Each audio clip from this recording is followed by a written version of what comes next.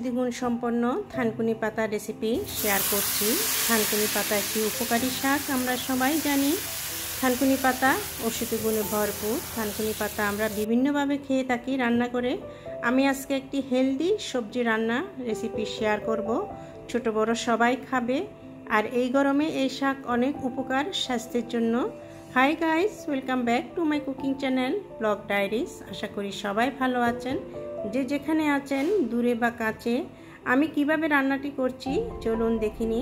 আমি এখানে পরিমাণ মতো থানকুনি পাতা পরিষ্কার করে বেছে ধুয়ে পানি ঝরিয়ে নিয়েছি। এখন শাকগুলো যতটা সম্ভব চিকন চিকন করে কাটতে হবে, মোটা করে কাটলে কিন্তু টেস্ট হবে না। এবার আমি রান্নাতে চলে আসছি।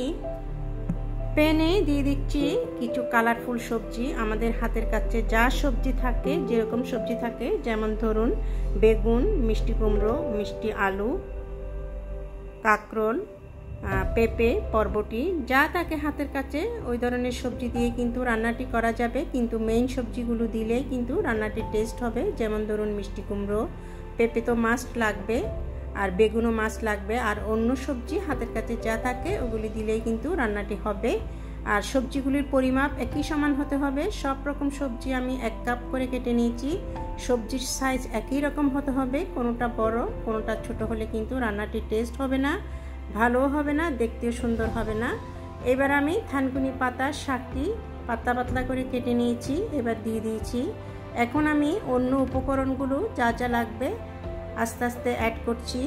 প্রথমে দিয়ে দিচ্ছি আমি 1/2 কাপের মতো মসুর ডাল, 1/2 টেবিল স্পুন আদা রসুন পেস্ট, 1/2 টেবিল স্পুন পেঁয়াজ, 1 টিস্পুন লবণ, পরিমাণ মতো কাঁচামরিচ, 1 কাপের মতো চিংড়ি মাছ, 1/2 টিস্পুন হলুদ, 1/2 টিস্পুন ধনে জিরা, 1/2 টিস্পুন মরিচ। এখন পরিমাণ মতো কুসুম গরম পানি অ্যাড করেছি। এখন আমি হাই হিটে 5 মিনিট কুক করে নিব।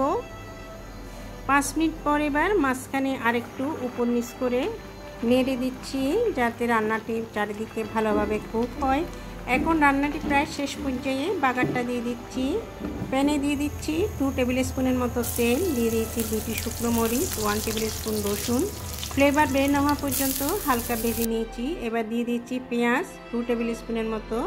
রসুন আর পেঁয়াজ ব্রাউন কালার না আসা পর্যন্ত লো হিটে হালকা একটু ভেজে নিচ্ছি।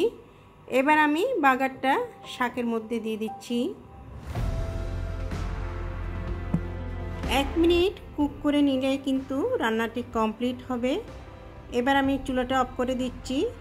প্রচণ্ড গরমে এই থানকুনি পাতা দিয়ে যে কোনো সবজি রান্না করলে কিন্তু শরীর ঠান্ডা থাকবে, মুখে রুচি আসবে, আর কিছুর প্রয়োজন হবে না। ভিউয়ার্স, রেসিপিটি আশা করি সবার ভালো লাগবে। আজ বিদায় নিচ্ছি, আবারও দেখা হবে নেক্সট এপিসোডে নতুন কোনো রেসিপি নিয়ে। সবাই অনেক অনেক ভালো থাকবেন, সুস্থ থাকবেন। অনেক অনেক শুভকামনা রইল সবার জন্য।